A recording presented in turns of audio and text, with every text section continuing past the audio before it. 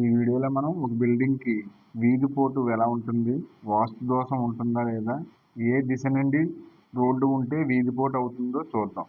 తూర్పు, పడమర, దక్షిణం, ఉత్తరం, east, west, south, north. Centre, ఈ స్థలానికి సెంటర్ వీధిపోటు ఉంటే, సెంటర్లో వీధిపోటు ఉంటే ఇది అధిక వాస్తు దోషం అవుతుంది. ఈ సెంటర్లో ఉన్న అంతే 4 పక్కల నుంచి ఏ సెంటర్లో వీధిపోటు ఉన్నా సరే దీన్ని అధిక దోషం అంటారు.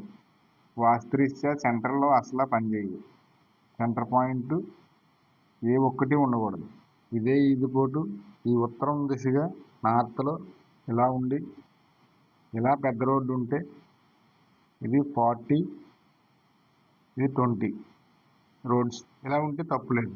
అలా కాకుండా ఇది 40 ఉండి ఈ రోడ్డు పెద్ద రోడ్డు అయ్యి ఈ రోడ్డు చిన్న రోడ్డు ఉంటే 40, ఇది 20 ఇలా ఉంటే వాస్తు దోషం ఉంటుంది.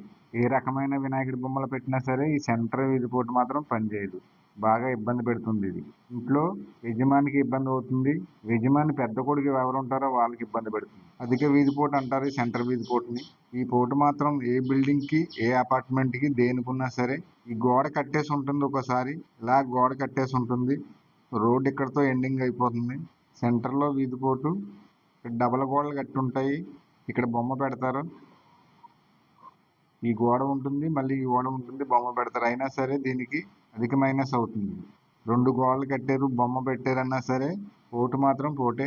వీధిపోటు అధికంగా పనిచేస్తుంది. ఇది ఉత్తరాన్నున్న, పడమరనున్న ఏ వీధిపోటు అయినా సరే అధిక ఇబ్బందిని ఇస్తుంది. ఇది సెంటర్ వీధిపోటు ఏ దిశని పనిచేయదు. ఇందులో నివసించే యజమానికి ఆరోగ్యం ఎన్ని హాస్పిటల్ తిరిగినా బాగవదు. ప్రాణహాని ఉంటుంది. నమస్తే, మరో వీడియోలో కలుసుకుందాం.